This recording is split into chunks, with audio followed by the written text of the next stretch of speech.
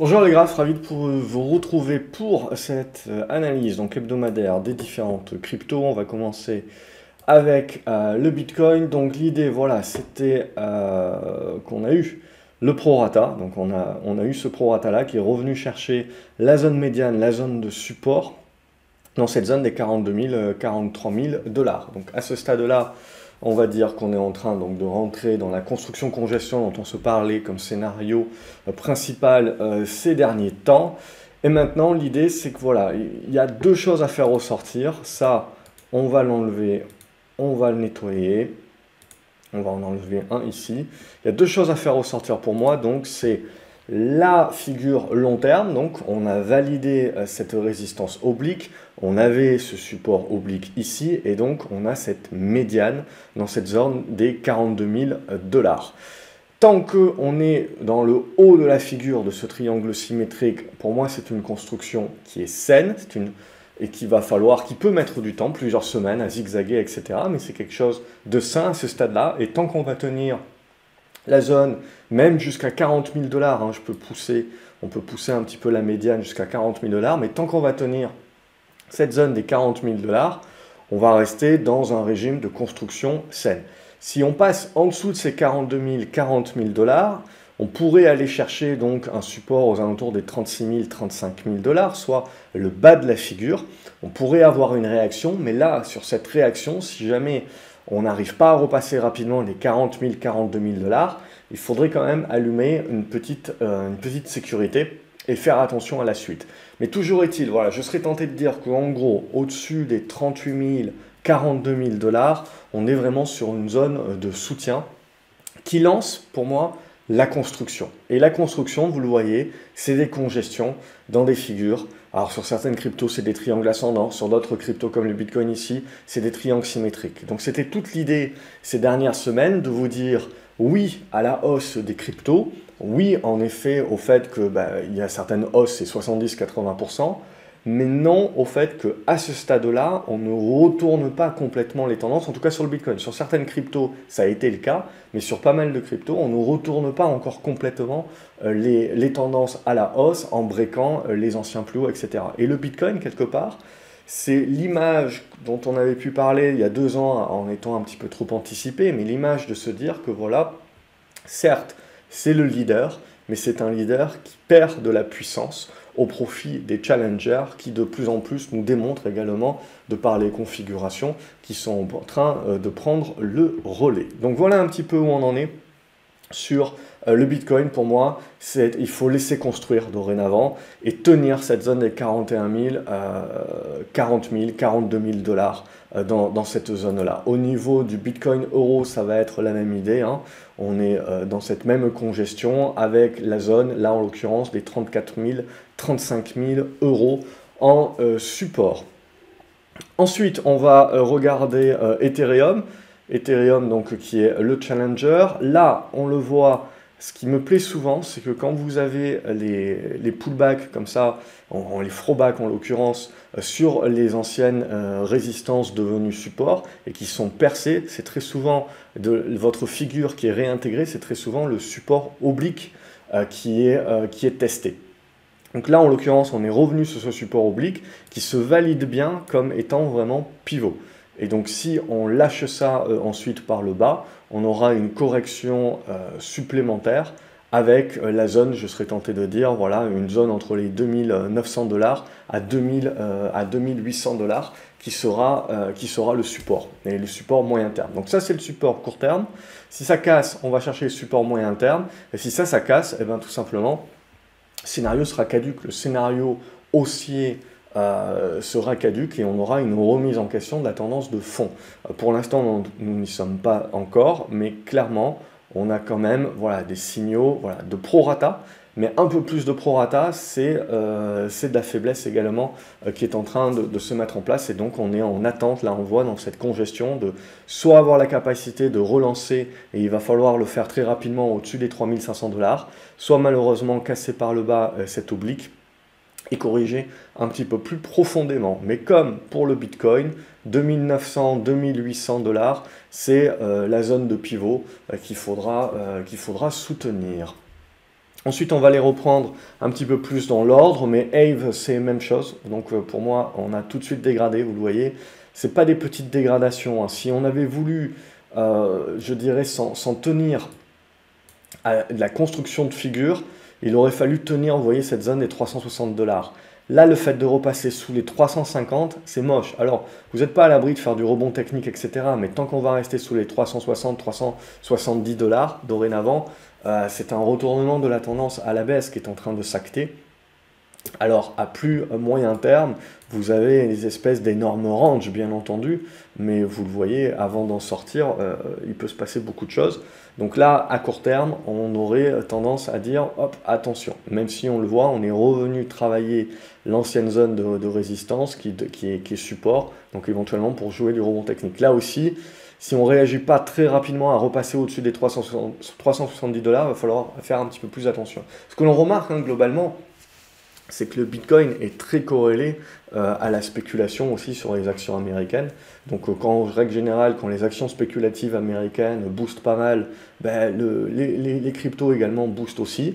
Et quand on a un revers de la médaille, des prorata, et qu'on sort un petit peu les liquidités des actifs risqués et spéculatifs aux US, eh ben, c'est aussi le cas sur les cryptos. Donc de toute façon, la mentalité spéculative, qu'elle soit sur des actions ou qu'elle soit sur les cryptos, est quand même très corrélé actuellement.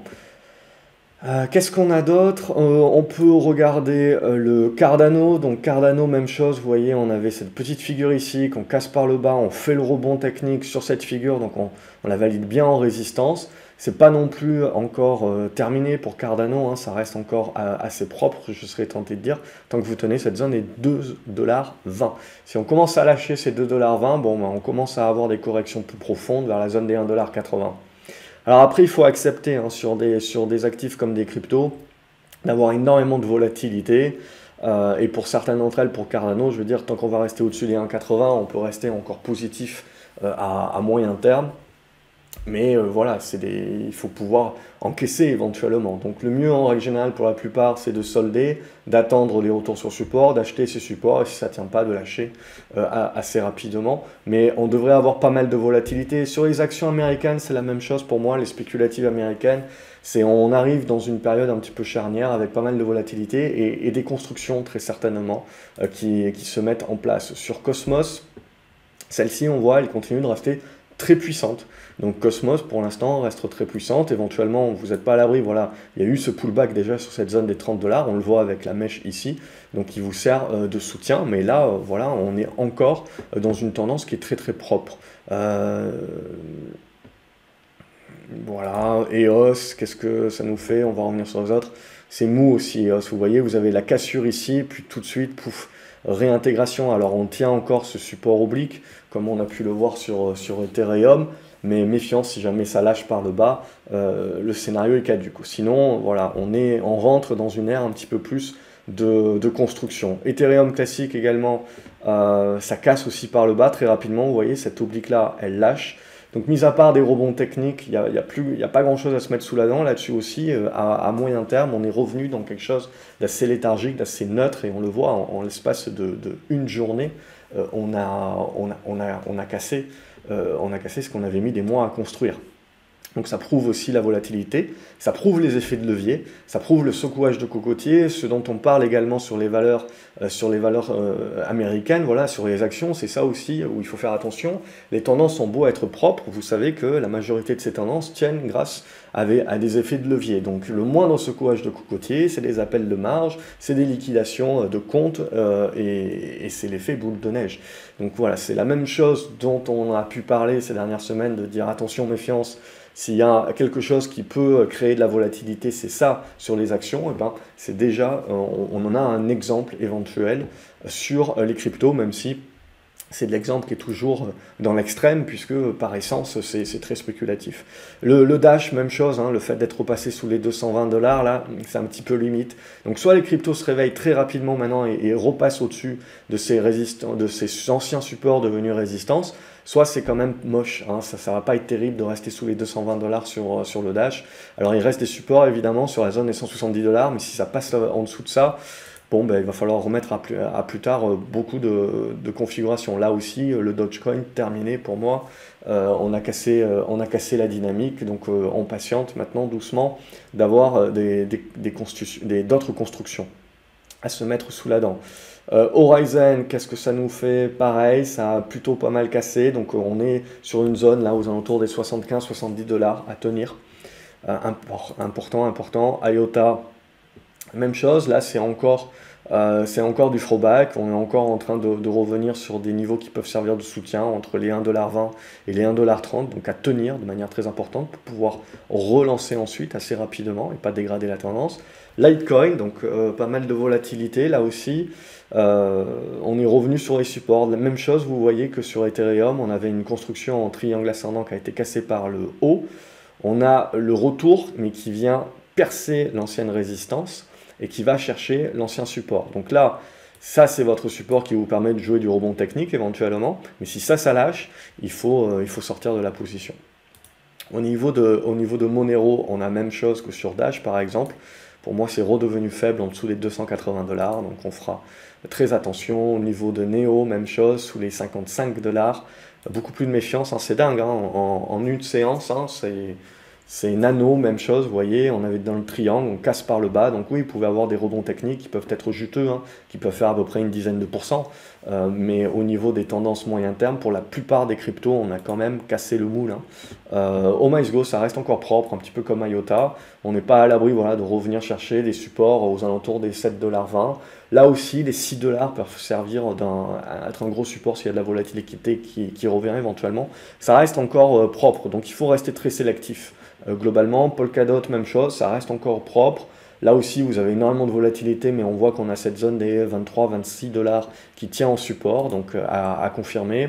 Qtum qui est en train aussi de revenir sur cette zone de support oblique aux alentours des 11 $. Donc il va falloir tenir, il va falloir relancer très rapidement, hein, pour éviter que le doute s'installe, parce que là, ça ferait très mal sinon. Mais sinon, globalement, hein, sur la plupart des cryptos, on rentre dans ces constructions, c'est juste que voilà, lorsque vous gagnez, vous faites du x2, x3, il faut accepter d'avoir des consolidations, des prorata de 30%, qui ne remettent pas en cause la tendance de fond, qui vous mettent en place une construction intermédiaire, certainement, comme ici sur le Ripple. Si jamais ici ça lâche, on reviendra chercher les zones de support aux alentours des 90 centimes de dollars, 90, 95, qu'il faudra tenir, et on restera encore dans des constructions de moyen terme, hein.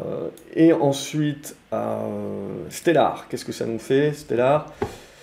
Ça ressemble beaucoup à ce qu'on a vu précédemment, donc support oblique ici à tenir, hein, sur les 31-30 centimes de dollars. Si ça lâche malheureusement, eh ben, on retournera aussi la tendance un petit peu à la baisse. Tezos, ça reste puissant également, ça fait partie des quelques cryptos que l'on peut considérer encore comme très puissantes. On voit qu'on avait eu le pullback, on avait parlé la semaine dernière, il me semble, sur cette zone des 4,30 $ et des brouettes.